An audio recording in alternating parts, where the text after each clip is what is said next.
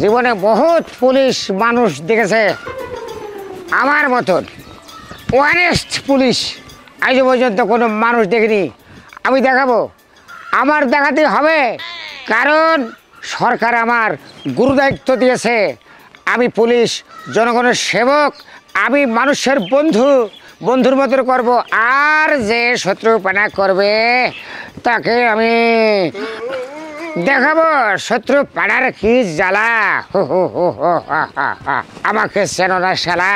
তুমি হইতে বাজবে রিক্ষ, আমি হইয়া লতা, ওরে লতাই পাতাই জড়িয়ে ধরে কহিতাম মনের কথা।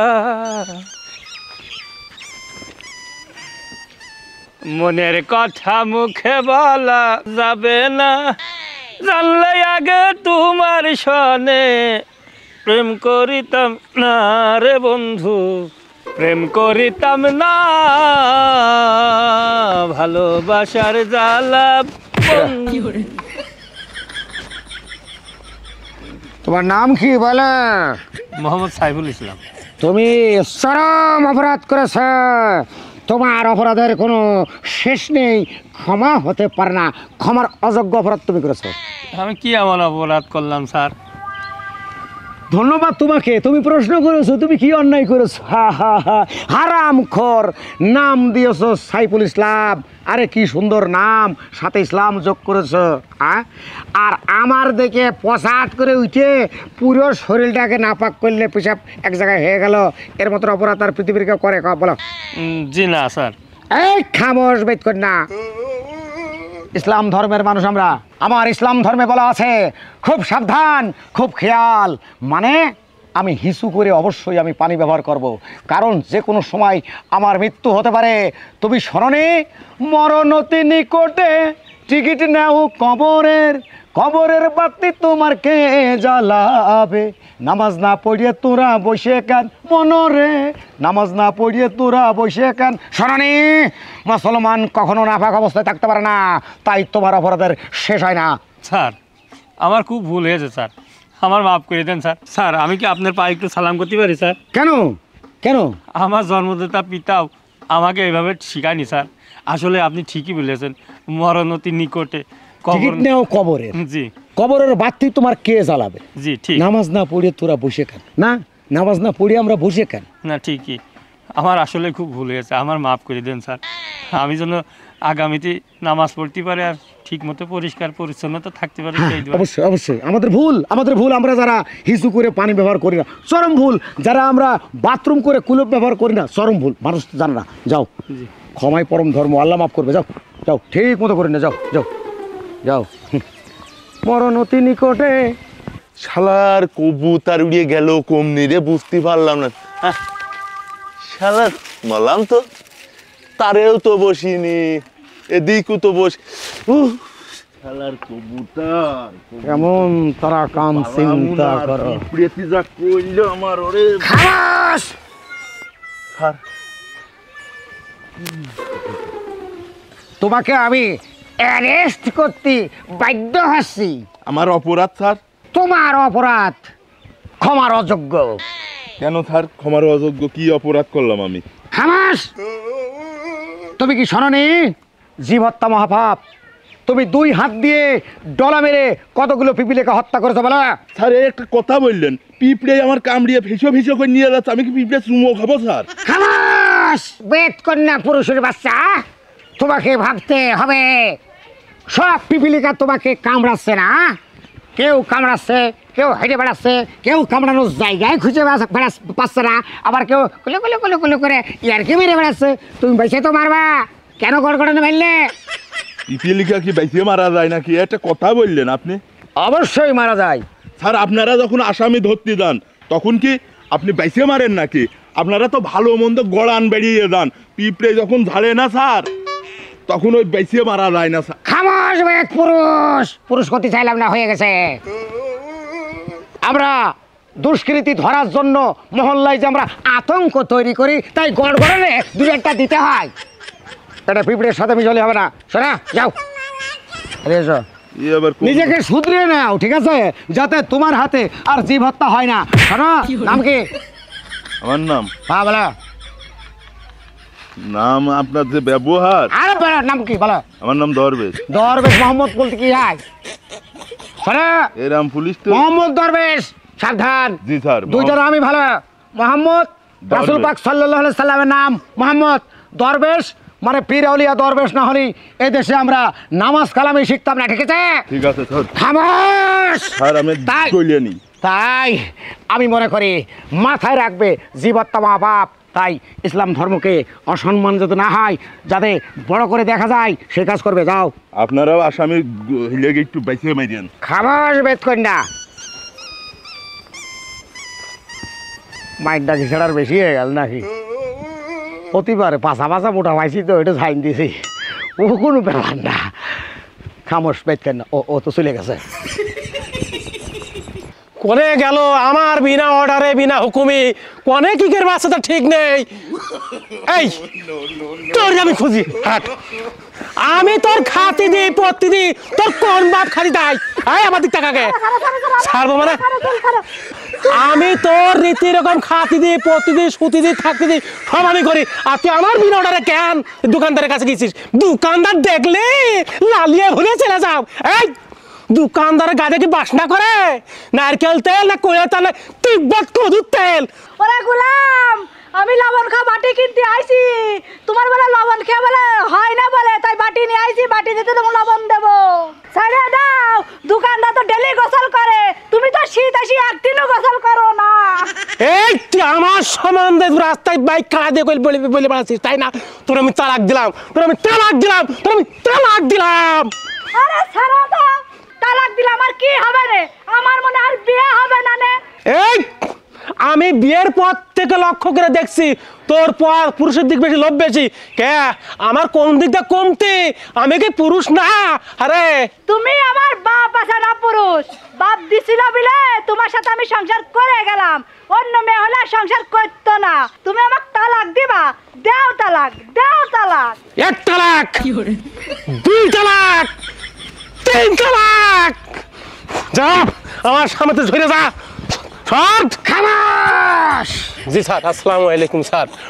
ওয়ালাইকুম আসসালাম আর রহমতুল্লাহ বরকাত। কি বললেন আপনি?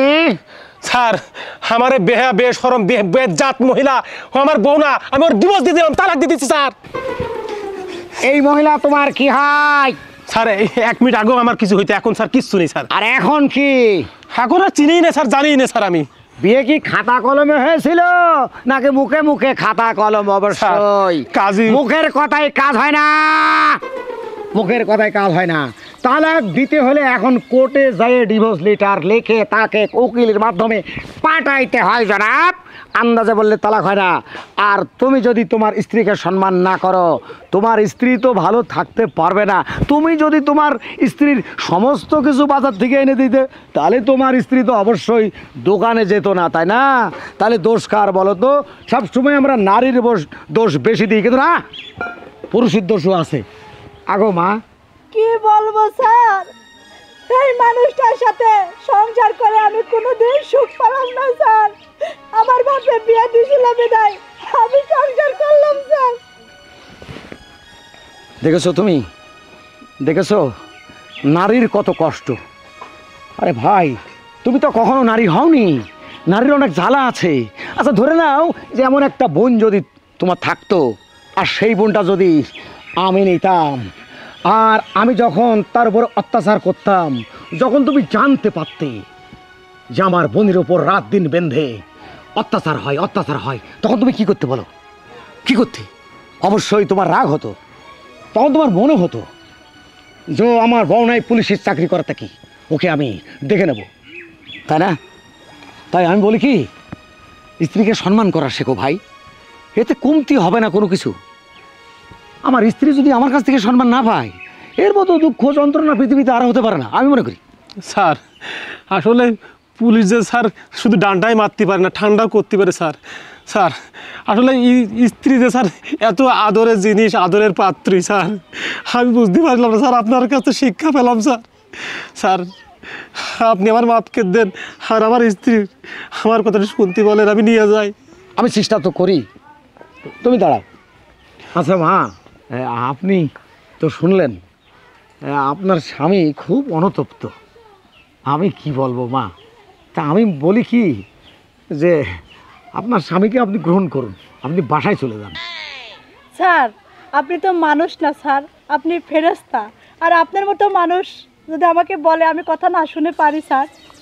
ঠিক ঠিক, যান।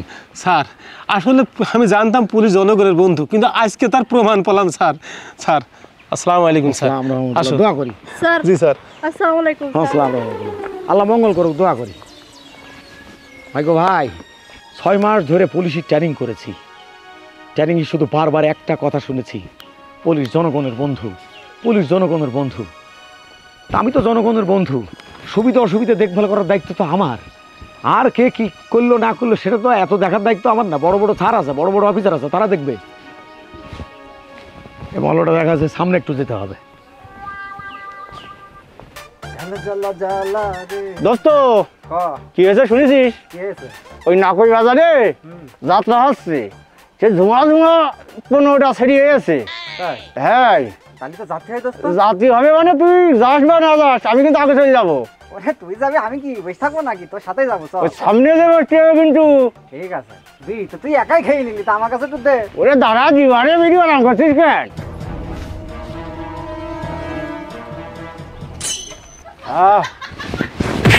কোন থানা? স্যার আসসালামু আলাইকুম স্যার।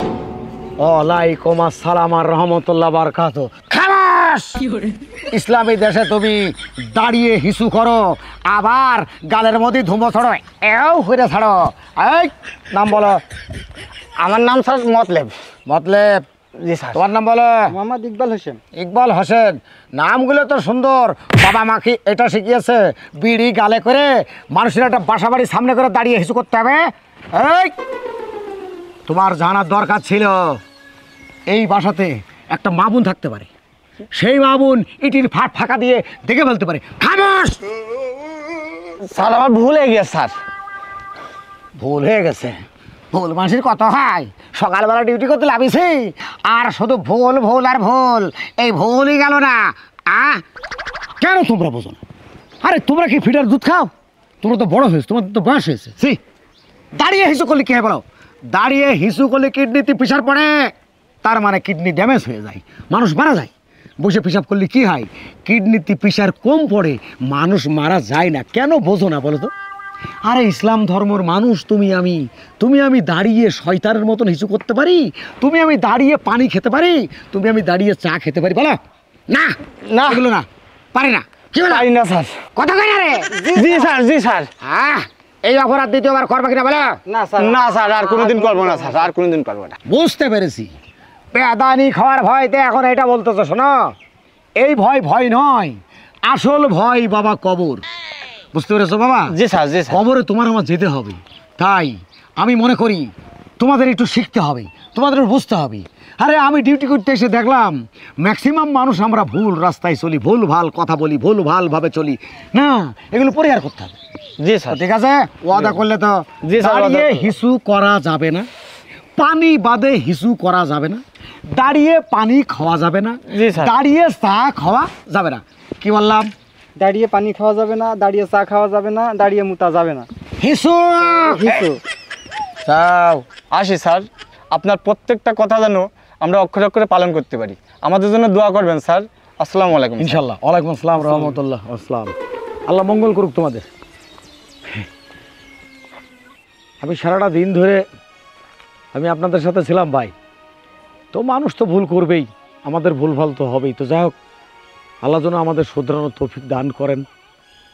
দেখেন ভাই, আমরা মুসলমান মানুষ, অবশ্যই আমাদের হিসু করে পানি ব্যবহার করতে হবে, আমাদের বাথরুমে যে কুলুপ ব্যবহার করতে হবে। আর আমরা কোনো অবস্থাতেই দাঁড়িয়ে পানি খেতে পারি না, দাঁড়িয়ে চা খেতে পারি না, দাঁড়িয়ে হিসু তো করতেই পারি না। তো এটা ইনশাল্লাহ আমরা সবাই মুখস্থ রাখবো। আর আমি ইনশাল্লাহ নামাজ কালাম পড়ে আপনাদের সবার জন্য দোয়া করব, আল্লাহ আপনাদের নেক হায়াতরাজ করবেন। আর আপনারা আমার জন্য দোয়া করবেন, আল্লাহ যেন সঠিকভাবে নামাজ আমাদের আদায় করার তৌফিক দান করেন। ভালো থাকবেন, আল্লাহ পাশে রাখলে আবার আপনাদের সাথে দেখা হচ্ছে। আসসালামু আলাইকুম। ওয়ালাইকুম আসসালাম আর রহমতুল্লাহ বারকাতুহু।